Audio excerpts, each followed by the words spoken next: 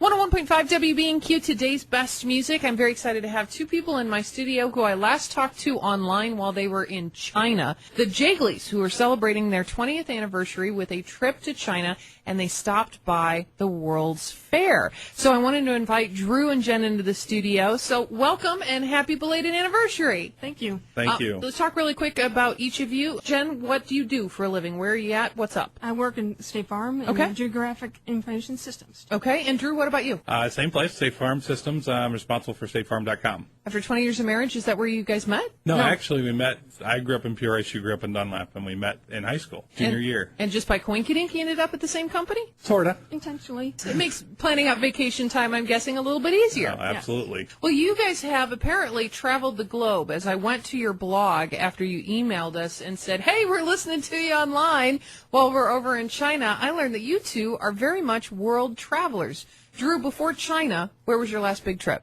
Probably with Egypt. And that was in November 2008. Thumbs up? Oh, absolutely.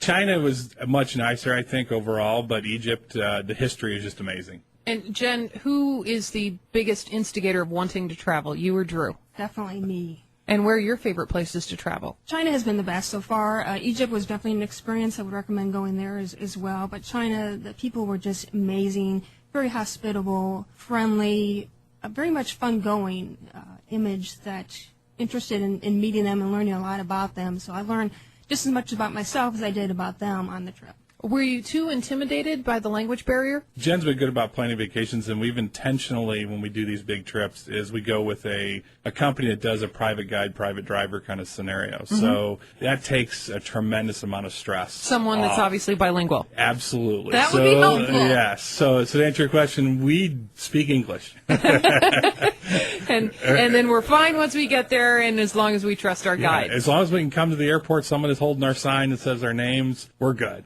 I was very impressed when you sent me an email saying that you were listening to WBNQ.com, our audio stream. In the hotel, actually, it was amazing. The Peninsula chain of hotels, it's kind of similar to the Ritz-Carlton or the Four Seasons. This room was amazing. They had a complete home automation system in it, and they had a built-in in-room stereo. So here I am putting clothes away, and Jen's playing around with the radio like she always does.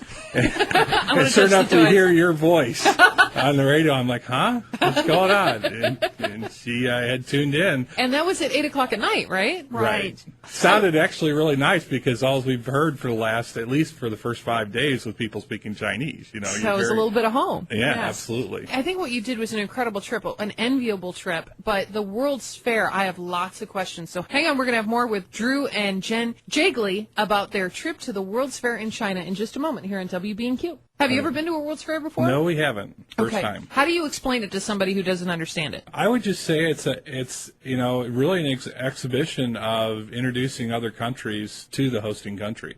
I think that's probably the best way to do it. And so it's all countries participate, and even if they can't, we did find out like the African nations couldn't contribute as much. So actually, China built their pavilion for them. Really? And those generous. types of things. And so so it's definitely, if you want to experience, to the Chinese people, they could get to experience all the different cultures of the world in one spot. Jen, how big is it? It's hard to put it in words. 300,000 people visit it per day. Were you cramped? Yes. But that's how it is in China. You just have to accept very minimal personal space. But that is nothing in comparison to what a great experience it was, being at the expo, seeing the various pavilions and the great architecture, and being with the Chinese people was a tremendous experience for us. I'm guessing you can't do it all in one day. It's too big. We did. I would not recommend that. Okay.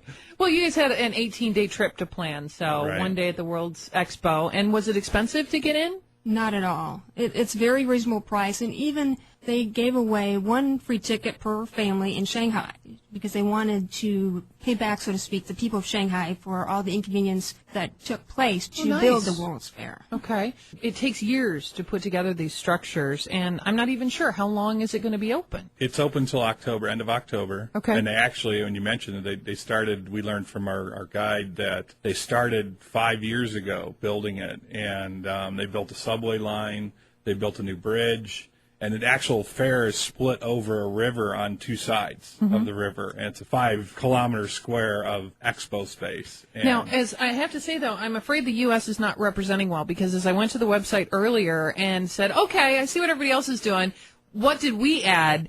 There wasn't an actual picture of the USA Pavilion, and it says July 2nd is Pavilion Day. Is our part not done?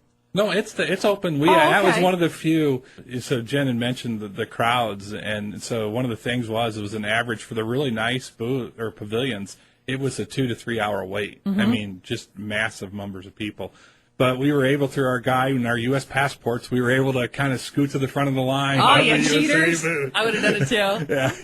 And was it worth it? Did we represent it was well? okay. I mean, it What had do we do? 3 Show movies. you hot dogs? KFC. Really? Yeah, it definitely was very commercial. But it was 3 movies, basically. One, kind of having a bunch of American folks try and speak Chinese. The Chinese people laughed a lot that were watching, because we obviously were not pronunciating correctly. And we never will either. We're talking with Drew and Jen Jaegle, who are both from State Farm, and they're celebrating their 20th wedding anniversary this year. And they just got back from an 18-day trip to China, where they went to the World Expo 2010 in Shanghai. And I know I enjoyed, when I went to the World's Fair in Knoxville in Tennessee when I was little, that was my very first gyro. I'll never forget that. It was my very first introduction. It was over at the Greek Pavilion. Out of all the food that you went through, what do you remember? We ate German that day. Okay. And was it good? Schnitzel? Yeah, schnitzel and great beer. All right, so if you were showing everybody your vacation pictures right now and you were thinking of the World's Fair pictures, what's the one picture that comes up in your mind? The UK Pavilion. It was very interesting to look at from the exterior. Yeah, that was the one where they had the seed archive, where they had 1,000 different seeds that were stuck in these very long glass tubes. Ooh. That extended out from they're like spikes stuck in the building, all over the building. And at the very end, inside the building was the actual seed, but the light from the sun would go down the tube to illuminate the seed in the middle. And it would look like a big, giant, I don't know how to explain it, just a big round porcupine kind of glass structure. Now, that's Pretty not amazing. part of a doomsday project, is it? Because I know Absolutely it is. There is some Yeah, group there is a that's vault. holding on to that. Yeah, there is a vault. I think it's somewhere in Europe. I don't know exactly where, but actually they have one seed from every plant possible that's discovered, and it's in the vault. And this was kind of an extraction of that. And other favorite places in China, Drew? I'd have to say when we got to the latter half of our trip, where we went to Liang, which is on the very west, it's probably a couple hours from Tibet. And it's a very rural area, and it was very much smaller scale. I mean, small scale on China size was about 300,000 people was the city. But they had an old town there, which was up in the mountains, very pristine, very quiet. You kind of walk through the old town. We got pictures out on our blog.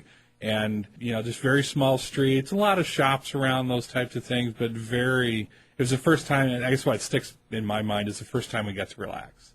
The vacation was a great vacation, but the first week and a half was just go. Sight after sight. So, and probably the other piece was when Jen hugged a panda in Chengdu and tried to research. You touched a panda? Yes, I had a hug encounter. Spill! I'm a big panda fan, and I didn't think I'd ever get to touch one. Unfortunately, the baby pandas were ill. Okay. So I got to hold what I would call a toddler. Okay. About half the size of me. Mm-hmm. And I got to have my photo taken with it, and I got to actually touch the panda. Do they like being touched by humans? He didn't seem to mind, but he was very entertained with apples while I was hugging him. All right, how much do I need to save up if you gave me an estimate? For a trip like this? Like a trip like you took, and with the special guide, hand holding all the fun, how much do I need to save up? A lot of money. Okay. A lot of money makes sense. But I'm just thinking of it this way. Probably quantified as a brand new, smaller car. Okay. Well, for your 20th anniversary, you deserve that. Congratulations to the two of you for an incredible adventure. Thank you so much for sharing it here in WBNQ. And Drew, real quick, if people want to follow your travel adventures, what's the name of your blog again? The blog is blog.jaegles.org. Where's the next trip, by the way? Actually, we got some free airline tickets from AirTram in one of our travels. So I think we're going to Aruba.